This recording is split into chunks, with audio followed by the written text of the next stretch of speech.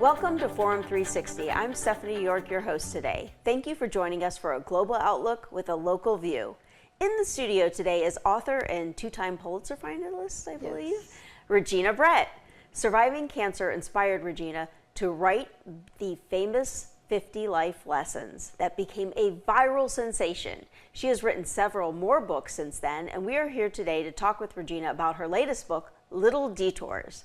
Thank you, Regina, for joining us today. Stephanie, what a pleasure. Thanks for doing this, and thanks for doing the show. What a great thing for the community. Of course, of course. So, before we jump into the new book, tell me a little bit about yourself, where you grew up, and your career trajectory, you know. Oh my gosh. Well, I'm glad you mentioned that, because this is kind of graduation season, and so many parents feel this pressure their kid has to go to the right school. So I grew up in Ravenna, and we had 11 kids in our family, so our college plan was to go to Kent State because it was in our backyard. We could just take a bus to Kent. Yep. And when I went to Kent State, I didn't really know what I wanted to do. I was afraid of my writing because, like, sometimes you're afraid of the thing that you really love. So I was going to go into botany and biology, but then I flunked chemistry. I got a D in zoology. So sometimes you hit those walls. And I ended up then getting pregnant at 21, dropped out of school. It looked like my whole life just kind of imploded. Greatest gift of my life, my daughter. And when she was 6, I went back to college, and by the time I got my degree, I changed my major 6 times, majored in journalism. I know, it was crazy. But Kent State was amazing. It was the great thing. The professors were wonderful. They helped me get my first job at the Lorraine Journal, which is now the Morning Journal. And I was only there 6 months, and then the Beacon Journal called and wanted me to come for an interview. I went there. I blew the interview. I mean, I share this because so many parents think you have to do it right, or even all of us think. So the Goodyear was in the middle of the Goodyear takeover attempt. James Goldsmith, and they asked me in this meeting of like 5 editors with the yellow power ties, like, well, Regina, how would you write a profile of Martin Marietta?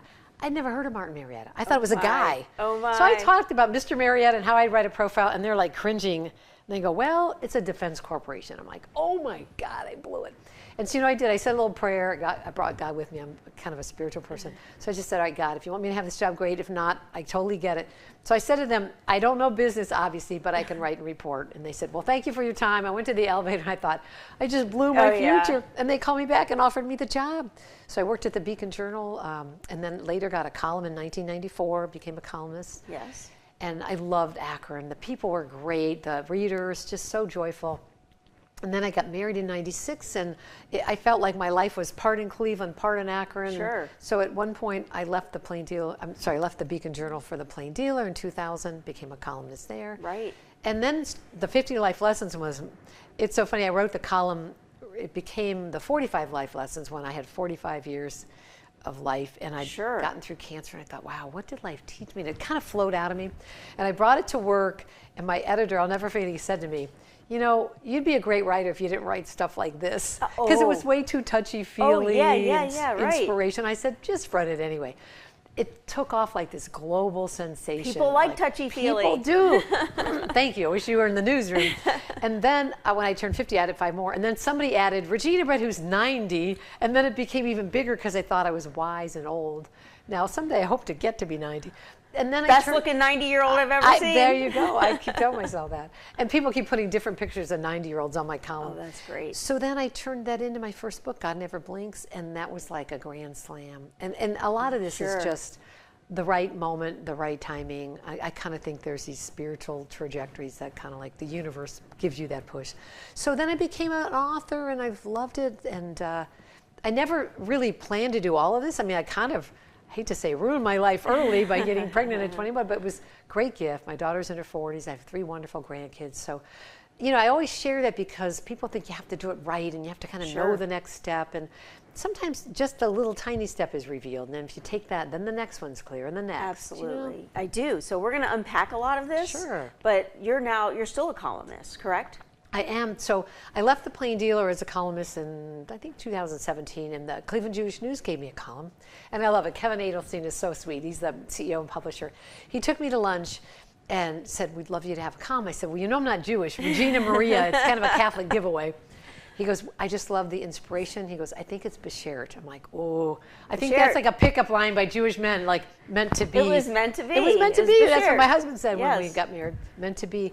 And Kevin's been great. The Jewish News has been great. And I love using just kind of the Jewish values I've been exposed to in the whole time I was married. You know, like the friends I met. It's a community that, it's a tribe I get to be part of, and I have loved that. So I write for the Jewish News, and then I joined the Substack community. Yes. So it's like Little Detours with Regina Brett on Substack, and like instantly I've got a few thousand readers, and I love it because I have no editor. Like, isn't that great? Regina Unplugged, you know? That's great. So it's been fun. So we're going to go all the way back to probably the first half of your first sentence. Oh, geez. Okay. You're one of 11 children. Yes. Let's go back to life. Irish Catholic, you know? Let's go back to one of 11 children. Where do you fall in that? And how was life growing up? You know, there was a lot of wonderful parts of having been one of this baseball team, we call it football team. I'm number 5. I call myself 5 of 11, like the Star Trek character, 7 of whatever. So my parents, they say they plan on having 10 kids. I'm not sure my mom agreed to that promise when they got married, but my dad was from a big family of 10. My grandparents are from Ireland, and you had a family to survive. You know, you kind of had each other. So we had the 11 kids. We grew up in a little Sycamore Street in Ravenna, and we didn't have a lot, but my dad always said, you don't need it. He never said we don't have money or we're poor. Like in the world standard, we probably were, but we lived at the end of town where the railroad tracks were behind our house, the furniture factory 5 houses down, the ball bearing plant 5 houses up. Oh, wow. You know, but it was home. Yeah. But now I go back there and I'm like, wow, we really were in the poor end of town. And the good thing is they sent us to Catholic school, so we all wore uniforms. We didn't know we didn't have the nice things. You know? And I got to tell you, the library in Ravenna, Ohio, Reed Memorial, REED, they gave us a passport to the world. I love libraries because, you know, we didn't have money for books, but you go to the library, we'd bring home stacks, and you could explore the whole world through the library. So that was our big thing. We had a lot of fun, a lot of, you know, just there's stories you can't tell and ever, but silliness of having, you know, 5 sisters, 5 brothers, and I got to tell you, I love them now. My parents are gone, and we have each other, and I mean stories like, you know, my brothers were in the soapbox derby, but we would, when they were done, we'd have the derby car in the driveway. We would put lighter fluid in the driveway, light it like as if they're flying down the road. Things that could probably get you hurt, you know. But when you got all those siblings, you know, what you do out in the country. Put a firecracker in a marshmallow while somebody's lighting it and they don't know it. You know, the things you do when there's 11 of you. Thank God we all have our fingers and we're still here. Good. But a lot of joy. Well, that's good. Yeah. So you talked about being an unwed mother at 21. So tell us about that, coming from an Irish Catholic family. No, they didn't expect that. Well, I was on parish council at Immaculate Conception Church at the time. Oh, awkward. And, a little awkward. Like, okay, don't wear the sweatshirt that says Immaculate Conception. It might confuse people. I always joke. My parents were wonderful, but at the time it was such a crisis. And this was in 1977 when I got pregnant. And being an unwed mother was not something that was common in the world. Now, every actress has children by different people and nobody cares and they're not married.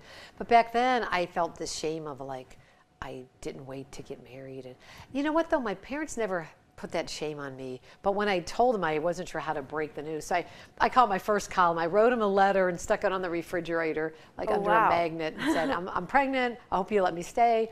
And it was the best I could do at the time. I was like 21, but really like 16. You had to get it out the way. I had to get it out of the way and could do it. They were wonderful. I lived at home until I got on my feet, and they were the best grandparents. I mean, my daughter made him a grandparent. How can you not love being a grandparent? And I got to tell you, I've shared that story, and thank goodness I did, because so many other people are on that journey. I hear at book signings, a parent whose child just got pregnant or they're going through it. And then a woman came up to me years later and said, a friend just got pregnant, 20s, what, can you help her?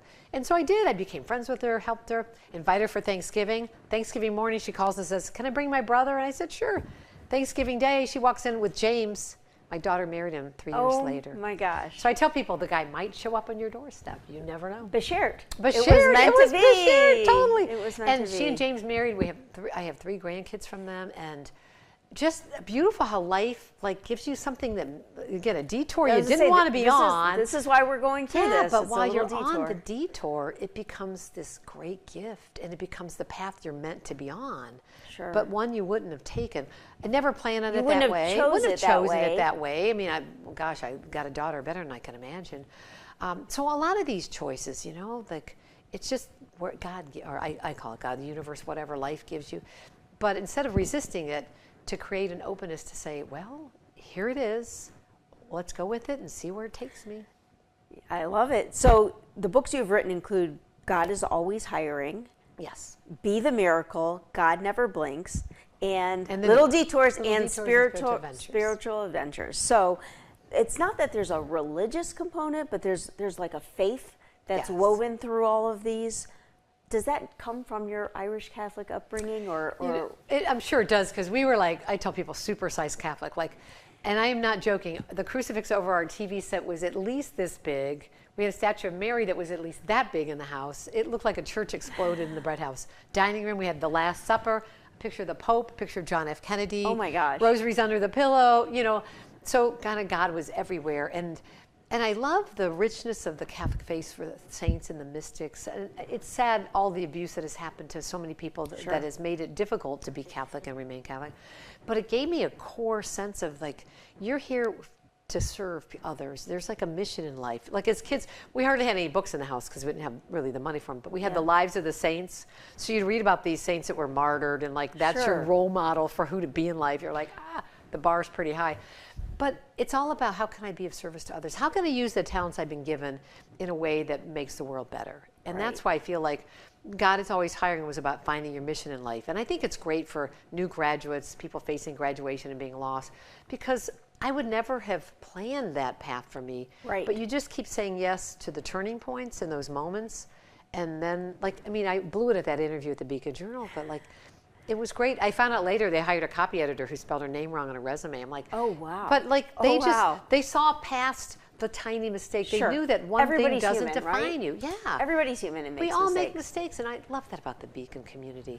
So I tell people, pay attention to what's happening in your life. The stuff you didn't plan could be where life is actually calling you. And I found that so true when I wrote this book. I went back and I call them lottery tickets now. My first chapter is about the lottery tickets in life that you get, but you really don't think you want. You might have a child with autism, or you might be diagnosed with bipolar, and maybe you're supposed to embrace that and share that with the people in your life, and somehow use it to help the next person along the way.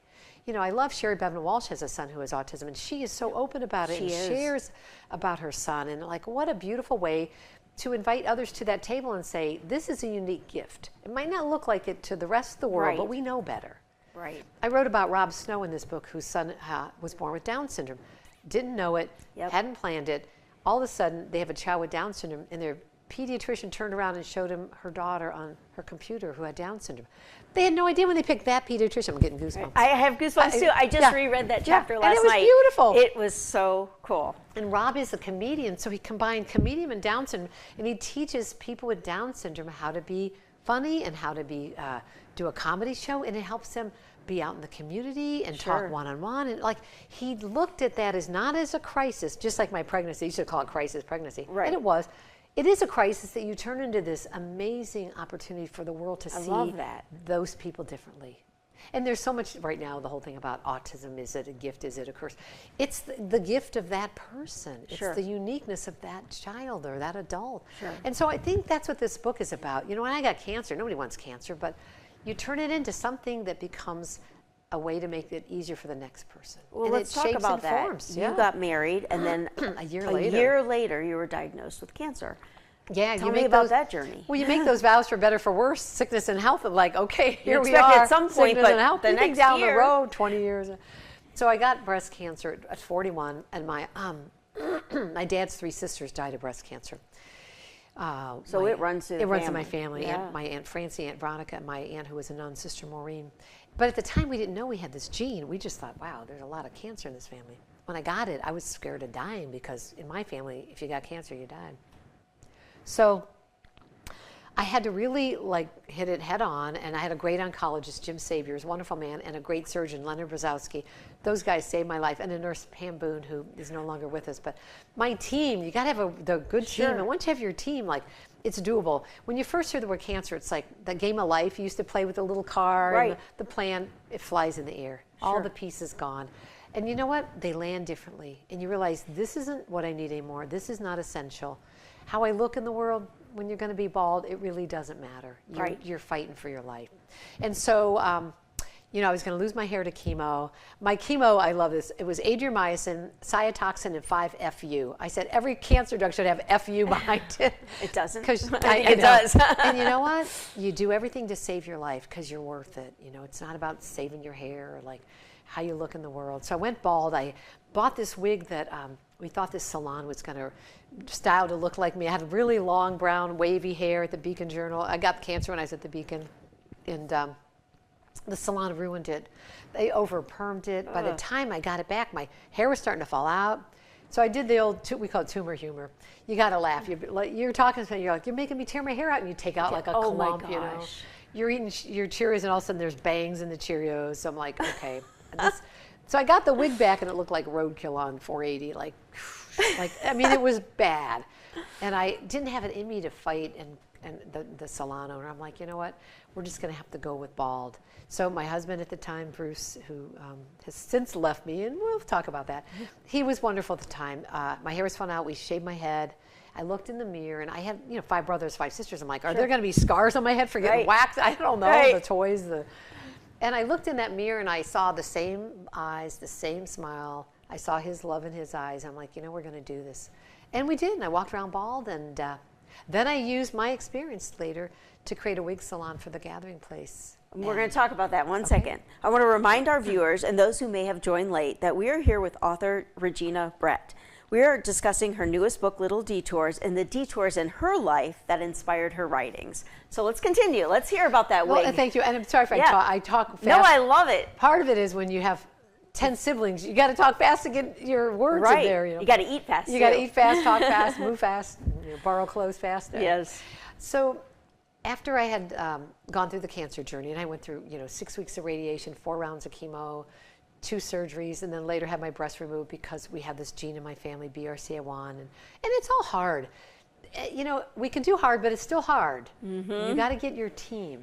Jim Carney, great guy at the Beacon Journal, his sister Patty had cancer, and Jim helped me learn from her experience. She created committees, a beauty committee, a humor committee. That's amazing. And she was CEO of her cancer team, and I got to thank Jim for introducing me to his sister. It was such a gift.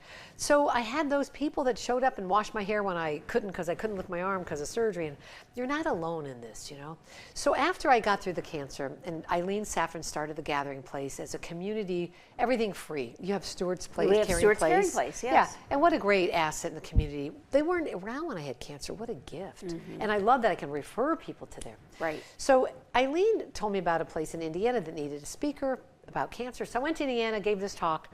It was in Cancer Services of Northeast Indiana. They had a free wig salon. I took a million pictures because I'm like, wow, free wigs. This is what I needed. Because they're expensive. They're expensive. So I came back and I gave Eileen a couple checks from my speaking engagements because I said, let's start one. She goes, well, we're going to need some money. I'm like, how's this to start? She's like, okay. And now we have one at the Gathering Place, East Side, West Side, Metro Hospital. There's a Regina Brett wig salon. And then when I had 25 years cancer-free 2 years ago, I said, I want to do something big. Can we raise $25,000 in 25 days? Like, I don't know. It just felt like that's dare mighty things. And could you? And yeah. So the new CEO, Michelle Seranian, she said, I would love to have a way to take the Gathering Place into the community, because a lot of the inner city of Cleveland, to come to Beechwood is out of the comfort zone. Absolutely. Beechwood is very white. I'm just going to be blunt. And you have a lot of communities in downtown Cleveland, Central neighborhood, Kinsman neighborhood. They need wigs too. They need wigs, and a lot of African American women, especially hair is such a cultural symbol of who you are, and to lose your hair, it's even more devastating. And there are some women who won't do chemo because they don't want to lose their hair. I'm like, God, this is a lifeline. So I said, I'm getting goosebumps again. Let's raise money for the Traveling Wig Salon. I call it the Sisterhood of the Traveling Wigs. I love it. So I said, let's start with $25,000. We raised it in 12 days. Oh my gosh. Danielle Wiggins. Fantastic. Yeah, Danielle Wiggins at WKYC in Cleveland. I used to work with her at WKSU. We had the Regina Brett show on the NPR I'm going to hire you to be my development director. I know. And so I met Danielle, and she had just been diagnosed. She got on the bandwagon. The two of us together, I love Danielle. She's such a powerhouse. She probably talks faster than me. And the two of us together worked. We raised the money, and then we needed more, so we kept having meetings. And the community added another zero. It ended up my gosh. Probably about $250,000 completely. Oh my gosh. The community stepped in. The van just arrived. and it's going to be amazing. And not only wigs, but to take cancer prevention, how to find that lump in your breast, to do your breast exam, screening that saved my life. And so I saw the van the other day, and I'm like, oh my God, I cried. They have wigs. And I had just found out that week there was a young girl at Beaumont High School who needed a wig for prom. Oh, I'm going to cry. So the Gathering Place got special ordered her the blonde long wig she wanted so that she can go dance and not think about cancer for a few hours. I'm like, that's what this is about. And it all happened because this guy screwed up my wig. And I'm like, I did something about it. So if somebody treats you poorly in life, the best way to get even is make it so it doesn't happen to somebody else. You know what I mean? You have referred to yourself as flat, fearless, and fabulous. You know it, girl. Do you still feel that way? I do. Yeah. You know, when I had my breast removed, it's so hard because, oh my God, this culture, like you watch the Oscars and everybody's like, breasts, and you think, you know, you go to the grocery store and every cosmopolitan, everybody's got to have giant breasts, and you're like, wow, who am I as a woman? You know, I had my ovaries removed too because I didn't want to get ovarian cancer. So you have this sense of like, I have no ovaries, I have no breasts. Like, wow, what kind of woman am I? I'm a bad. Yes, you are. I'm one that wants to live. And so I changed. For a while I wore prosthetic breasts because I really didn't know, like my clothes. With breasts, I wore like a size 10 because I had breasts that needed clothes big enough. And then I went like a size 4 without breasts because I had to figure, who am I? And so for a while I wore prosthetics, and a woman at the Gathering Place helped me. She did the same thing, and she said, they're your bosom buddies, be friends with them. So I named him Thelma and Louise. Oh my gosh. And I'm like, and then once my daughter had the surgery, because I gave her the gene, unfortunately, and she said, you know, I don't want them to define me. I'm just gonna go flat. And she's very petite. And I'm like, you know what? If she's gonna do that, I want to be a role model for my 2 granddaughters that's okay to walk around this world flat. Very good. And there's an online community at the time, Flat and Fabulous, and I'm like, you know what?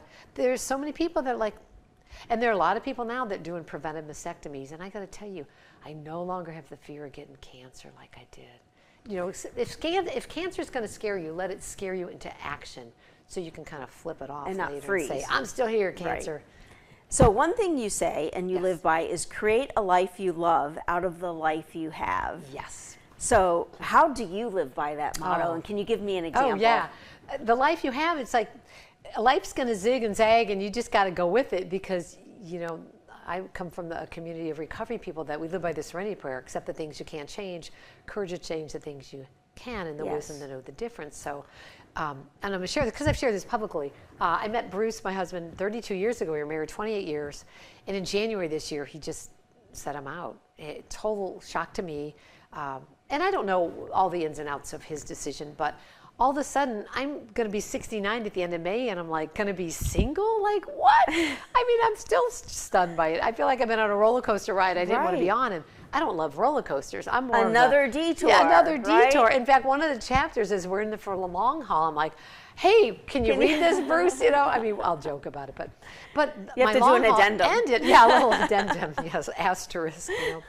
And it was just leveling. I mean, just at first I was like, well, I was trying to make peace with it and kind of like, well, maybe that's okay. And it was kind of like you get so blindsided, you're in your own denial of how this is going to change things. And he left January 25th. And since then, there have been days where I am like just weeping at the abandonment. And it brings back childhood issues too, because, you know, we had 11 kids. My dad ruled with the belt, and he did his best to love us, but there was a lot of sense of abandonment and being alone, even when you're in a crowd. Sure. My mom was overwhelmed with 11 kids. She did her best, but there were times where you just felt alone, and it brought back all the pain of anytime you've ever been abandoned in life will come back. But I think those things come up to be healed. Sure. You know, and so right away I got a counselor, really wonderful. You know, my friends in recovery say, you have a higher power, which I call God. She goes, but you got to have hired powers. I had to have an attorney, a financial planner, a counselor. And you know what? It costs some money, but I'm worth it. Instead of blaming him like, it's costing me all this money, it's like, I'm worth it. I'm a precious person. And again, it's not a detour I would have picked, but I'm on it. And you're creating the life you love out of the life you have. So you're going to love this. So while he was packing up his things to move out, I thought, you know what, Regina, you got to own this. You can't be a victim. You got to own this. Yeah. So as soon as he moved some things out of his dresser, I'm like, okay, my summer clothes that are in those little crates and boxes. Right. I get a new dresser. As soon as he put his stuff out of the closet, I'm like, Oh, that's you gonna know, happen. you have 2 closets. All my favorite clothes are going in that closet. I mean, I just thought, I gotta own this.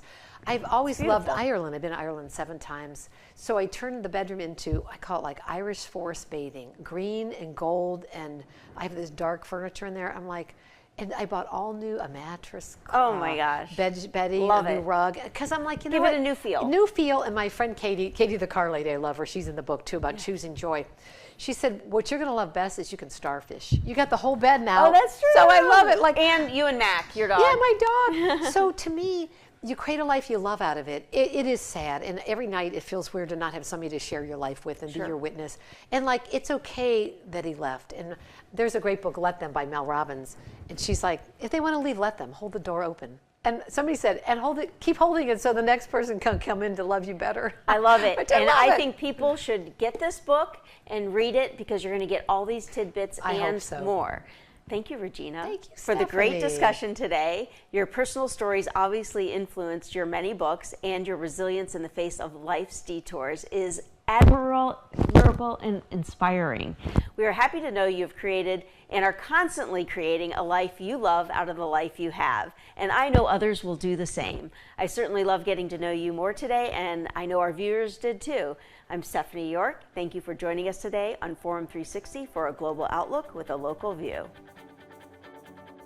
Forum 360 is brought to you by John S. and James L. Knight Foundation, the Akron Community Foundation, Hudson Community Television, the Rubber City Radio Group, Shaw Jewish Community Center of Akron, Blue Green, Electric Impulse Communications, and Forum 360 supporters.